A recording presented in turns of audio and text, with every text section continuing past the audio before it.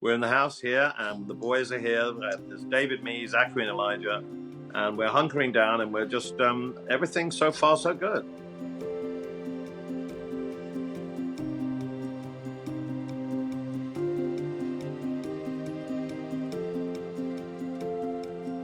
My initial feelings when lockdown struck, profound disappointment. We'd won the Oscar for Rocket Man. We had a tour that had been sold. It was going really, really well. There's a momentum to all of that. And when it suddenly stops, it's incredibly unsettling.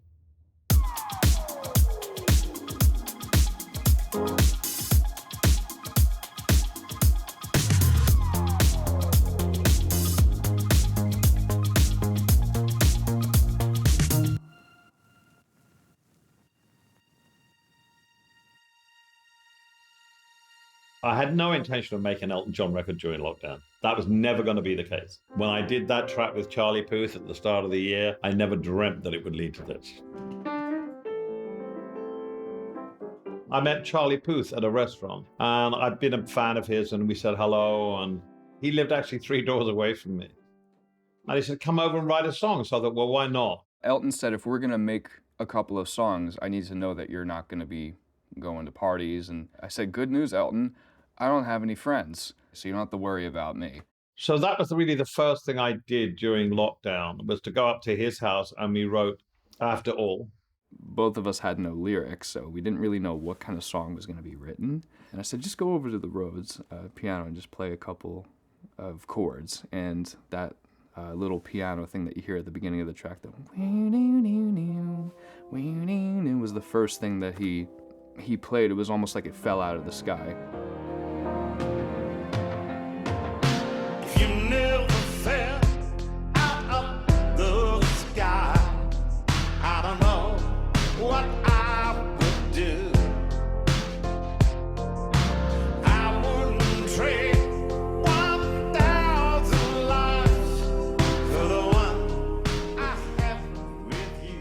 Just like in Don't Let the Sun Go Down on Me, when there's chords like,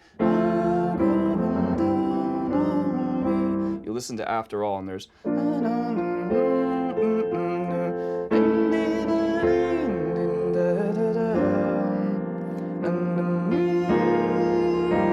it's like so big, but that's what his piano playing is. He's incredibly quick, Charlie. He's an amazing musician. We just hit it off. For it to start in a tiny room and then a year later be played around the world is, it's like a fairy tale. It's really unbelievable. And then I got a phone call. There was a band called Surfers. Well, there's 2 guys from Texas. They had a hit in America at that particular time. Hi, guys. Hello. And they wanted me to play and maybe do some vocals on their next single. I wasn't looking for something. It found me. Elton John emailed us saying like he would love to be a part of the song. And then we just like lost our mind. I think I started running around Forrest's house. Oh yeah, you took off out the bedroom, you went like down the hallway. They were going to fly in from Houston and meet with Elton in a COVID-safe studio. All of those things suddenly took on a level of risk that we just didn't want to take. There is always something to hold on to in your life. I did my first ever Zoom recording, and the song was called Learn to Fly. So I put piano and I did voice on it. The broken people, put your hands up high. If you lift them up, you might just touch the sky. All the lonely people, put your hands up high.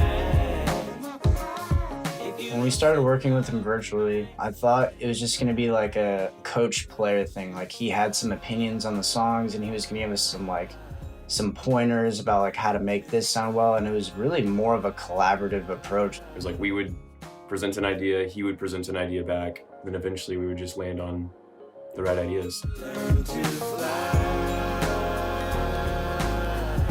If you hear something new by a 16-year-old, a 17-year-old, or a 20-year-old, and it really catches your attention, I think it's important to give them validity by saying to them, what you're doing is fantastic. It happened to me in America when I went over with George Harrison and the band. That made me feel so much more confident in what I was doing, because I thought if they like it, then it must be all right. Haha. Hello, you. How are you? How you doing? in May 2020. I was asked to do a Gorillaz song by Damon Albarn. He was in Devon, I was in London. So we had, Damon on an iPad giving Elton direction. And then we had an engineer in the other part of the studio with a wall of glass between them. I know Elton didn't find it easy at first. We basically did the session with him having a camera right next to the piano. He's hilarious, really, when he's working things out. It's very hard on himself. It was an entirely new way of working for him. But once he got into the groove, he really picked it up and went with it. Damon is incredibly decisive, as we would think he would be. I mean, a bit intimidating for me because I'm such a fan of his. The phantom is coming. You forgot, and that makes me feel like no love. I haven't really had anybody rapping on my records before. Hearing Black rap and hear Damon weaving me in and out of this dreamlike track, which is kind of like hypnotic, was fascinating for me. Because we had this forced isolation, it actually encouraged him and gave him the opportunity to write in a way and record in a way that he's never done before. You just have to accept that you can't control everything, and in a way that's very liberating because if you realize that you're not in control, you can, allow the joy of not being in control to overcome the fear.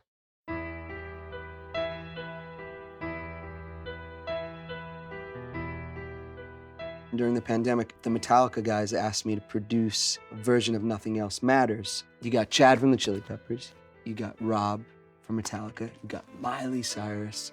Who is a piano player on that level? And I think the best piano player I know is Elton John. And I say it out loud, my engineer Paul laughs at me. I'm like, we're gonna get Elton to play on this. I sent it to him, I said, listen to this intro, it's on the guitar. It would be so cool if it was like played on the piano and it was like a classic Elton intro. I was so impressed with her voice on Nothing Else Matters. I was just astounded at that version of the song. And I've always loved Metallica and I've always loved that song. And nothing else matters.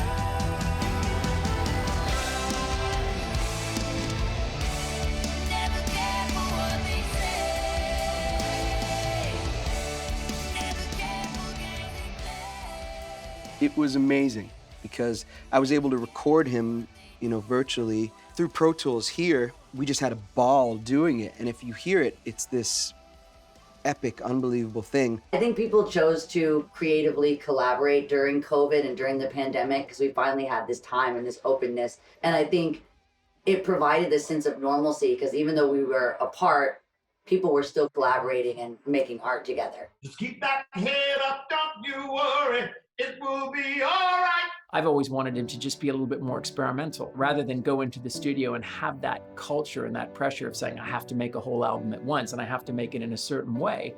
Just go and sit and meet with other musicians and try things out. He kind of went back to his roots and played as a session musician again, which is how he started. It was cool to see Elton just on a piano. He wasn't on a computer with a bunch of VSTs and doing all this crazy. He just had his piano and his voice, and that was it. I thought he was very good at it, and obviously he's done a lot of it. I wasn't aware how much he was actually, I thought I was the only one at something. Never in a million years at the start of lockdown did I think that I would be making an album. I did it to reconnect with my old self. And that's what it did. It reconnected from what I did to start with before I became Elton. And it was a continuation of that lovely feeling and collaboration.